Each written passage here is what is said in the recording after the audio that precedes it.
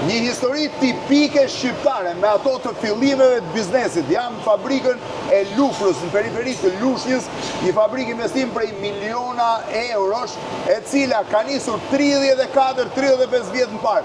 Jam me një nga themeluset e fabrikës, 2 bashkëshortë, asnjëri që kishte lidhje me nën produktet e qumshtit, që vendosën dy në një biznes që sot ka një xhiro të konsiderueshme në tregun shqiptar dhe një investim prej miliona eurosh. Tani do më tregosh të vërtetën, si e nisët fabrikën? E dëgjuar me njëra të historinë, një në vendin e dur, në momentin e dur. Me se merresh e ti? Unë isha në mjekësi, im shoqi ishte ekonomist. Pra ti ishe në mjekësi? Unë isha akoma në punë shteti, im shoqi kishte dalë nga puna, dhe merremi në një shitje të vogël në 1991-92. Fillon ato tregjet e para. Po. Erdhi dikush nga nevoja më shumë. Nga nevoja. Erdhi dikush për të mbledhur qumësh që donte për ta shitur në qytet. Edhe këta, domethënë, qa ishim ekonomist, qa ishim organitare, quanin si ofendim që të shkonin punonin po, sepse ata ishin mësuar me punën e shtetit dhe biznesi ju dukej po. Beni merret me këtë punë, thanë ka Benin. E kapi Benin ai dhe duhet të mbledhësh qumësh, po do Beni ta provoj sa do mbledh, se nuk e di sa do mbledh. Ndërkohë qumshin e kishim fshatarët.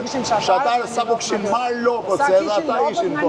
Nga dy lopë, s'kishin aq, kishin nga 5-6 kg, 7 kg qumësh. Mblidhej qumshi për të tretë, e mblidhnim ne dhe e merrte ai që e çonte në Tiranë. Ai nuk erdhi që ditën e parë që e mblodhi. Si që ditën e parë nuk erdhi? Nuk erdhi ta merrte. Domethënë ju thanë mblidhni qumshin dhe serdi ta merrte. Na dha një lart decimetër për matjen e qumshit dhe nuk erdhi ta merrte qumshin. Ngeli qumshi këtu, çfarë do t'i bëj? Po sa qumësh kishit? Po kishim mbledhur ja 300-400 litra qumësh. Po e kishit paguar?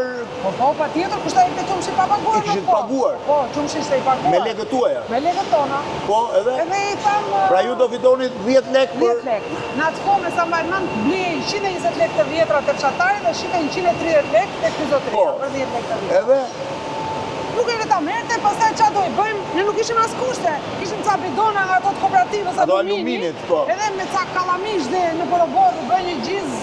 Imagjinato vendosën ta bënin gjiz. Po shtimin tjetër se ne djatë nuk dinim. Se ishte halli që qumshi edhe prishej. Po prishet se s'duronte. Po detyruam me bëm gjiz, ta po e shesim gjiz. Ca u shit, ca u fal. Po i nxorët lekët tuaja? Jo, nuk i nxorët. Nuk i nxorët, ë? Edhe? Në atë gjiz jo. Sepse nuk dinim. S'kishte. Nuk dinim jo vetëm punonin, po nuk dinim as ta shisnin. Po. Se s'kishim mësuar në ata. Pastaj po nuk u tërhoqet, nuk u tërhoqet nga kjo. Jo, nuk u tërhoqet. Mi shoq ka një gjë është shumë korrekt me atë që bën. Dhe i kishte dhënë fjalën fermerëve që mund do ta marrë këtë qumësh. Edhe doli dhe kërkoi dikë tjetër që ta çonte, që ta merrte këtë qumësh. Si të thuash ai na zgjoi se ora kjo punë shitet, bëhet. Po.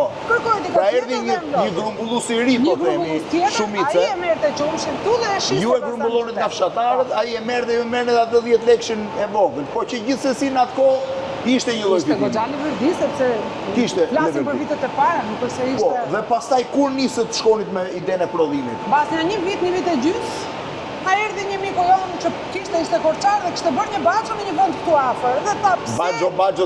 Baxho, fare. Një dhomë shtëpie me kazan me dru nga jashtë.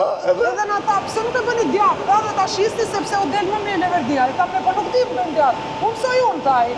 Erdhi ai na mësoi bashkimi. Na ka ardhur na ka mësuar. E kishte baxhën këtu në Komishta, një çata për nesh. Po, edhe? Na erdhi, na mësoi. Ktu janë produktet, ëh? Produktet e tanishme. Shiheni tani nga kazani i aluminit me qumshin që ju ngelin dorë nga fshatarët se çfarë ka ardhur. Po, edhe? Na mësoi ai se si bëhej djati, në fillim kur e mësova atë djatin më dukej sikur sa kisha mësuar. Sikur dije shumë. Me thënë të drejtën sot kuptoj që s'kam ditur asgjë. Djatë bardh. E ku e shisni djatën e bardhë? Pastaj ai na solli dhe klientis, edhe klientis dinim ta gjenim. Po. Ai na solli dhe i klient të vetin, i cili nga skrapari, i cili e merrte qumshin, e merrte djatin tek ne dhe e shiste. Dhe me djatin ju dilte më mirë fitimi se me qumshin? Patjetër, me përpunimin dilte më mirë fitimi, por im shoq gjithmonë merresh me grumbullimin, me tregun, me këto, kurse unë kisha të ngeli përpunimi. Përpunimi dhe unë nda puna si të thuash. Sa qumësh merrnit atëherë? Atëherë 300-400 kg qumësh, pastaj filluam e shtuam vajtëm 1000 litra. 1000 litra, po sot sa merrni? Sot janë rreth 70.000 litra qumësh. 70.000 litra! 1.000 litra kam pasur në një nga momentet, do të thënë të fillimit, 70.000 litra. Dhe fillove me djatin, po pastaj si shku? Mbas djatit filluam në shtëpi rrezik. Një shtëpi, iku Kunati nga shtëpia dhe kishim një dhomë të vogël të Kunatit dhe një korridor. U bë me një kazan që u mbush me beton dhe nga mbrapa i futeshin drut që zjehesh me banjomari qumshti. Po. Zjehesh në atë banjomari, pastaj e merrshe, e ftoje me krah, sepse kishte atë. Kemi pas një pus ne dhe një pus xhaxha i burrit që ishim këtu dhe ka mbajtur ujë me krah, me banjomari për të ftohur qumshin për gati 2 vjet. Kur kemi vajtur për një trajnim në Bullgari, kam parë që atje kishte pompa që mund ta ftojë, se nuk kishte gjë këtu. Ju s'dini, çdo gjë ishte artizanale, çdo gjë me krah. Çdo gjë ishte artizanale, çdo gjë me krah. Atje kam parë që kishte pompa dhe zorra që duronin. Kur e filluat pjesën e automatizimit? Vonë, pastaj pjesë, fillua me kosin me shishe qelçi që ishte këto shishet e salcës që shiteshin, i mblidhnim, i lanim, i pastronim, i zinim kos.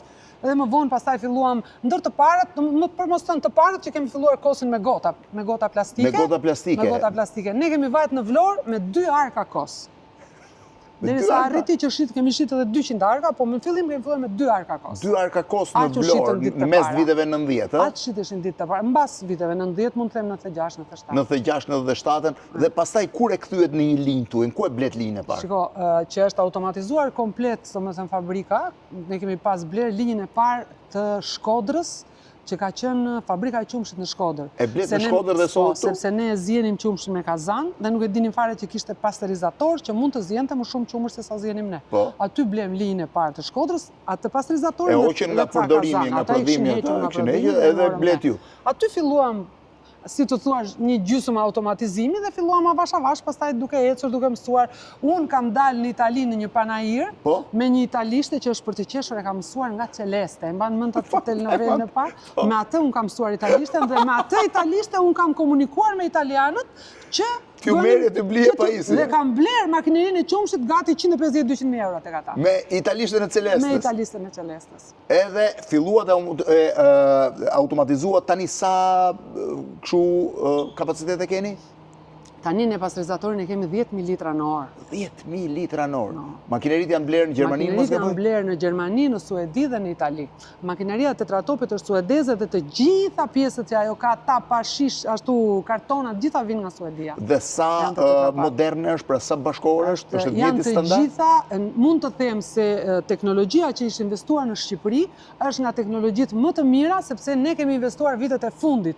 Investimet tona janë të vjetra sepse nuk është një makineri që mund të ndrosh. Ne nga 2015 mbrapa kemi bërë automatizim total. Sa produkte keni sot, sa prodhoni? Sot janë produkte dhe nën produkte mund të jenë mbi 45 për shembull. 45. Duke nisur në fillim me djathtin e bardhë dhe me gjizën. Tani ky është djathi i bardhë? Ky është djathi i bardhë që ne prodhojmë sot, ka paketime të ndryshme. Më thanë. Po, vazhdon të jetë i shitur. Ky është djathi i bardhë, të cilin e bën në paketime. Tani ishte më i mira që bëje vetë? Ishte e bukur puna sepse kur e prodhoje kënaqeshe, kur e peshoje, kur e shihje që të dilte mirë. Po ai është djathi Kaçkavall? Ai është djathi Kaçkavall, ai është djathi Kaçkavall i Deles, të cilin kemi filluar 2 vitet e fundit ta prodhojmë dhe është një Ky është Kaçkavalli i Deles, ë? Po Kaçkavall sa prodhoni? Sa Dele më pak, lope prodhojmë gati 200 kujtal qumësh në ditë, ose 20 litra qumësh në ditë. 200 kuintal? Sepse Kaçkavalli ka një gjë, domethënë që prodhohet, dhe është, si të thuash, si magazin për qumshtin. Sepse ne prodhojmë Kaçkavall në periudhën mars, prill, maj, dhe në qershor këtë qumësh që i kemi për djath, e kthejmë dhe e bëjmë qumësh dhall dhe kos, dhe djathin shesim këtë që ka një vit stazhoni. A e kuptoni pak se ka nisur bizneset Shqipëri, nuk është i vetmi. Po thuj se çdo biznes që ka nisur në fillim viteve 90 ka nisur nga rastësia, nga rrethanat, nga nevoja, pjesa më e madhe e tyre, ndonjëherë dhe nga keq kuptimi. Një histori të ngjashme kishte një që prodhon soda kulloret më të mira në Durrës, kishte mbledhur qumshin për t'ia shitur një grosisti, ai nuk erdhi ta merrte, s'dinte çfarë ta bënte dhe vendosi ta bënte akullore që ta shiste në plazh se i qelloi në verë. Ne ngelëm të dy serdhi çfarë do t'i bëjmë tani. E nisën se s'kishin shive sa produkte kanë sot dhe çfarë fabrike, miliona eurosh. Me 40.000 lek të vjetra e ka nisur, $20 në atë kohë, shiheni sa është tani. Faleminderit. Faleminderit.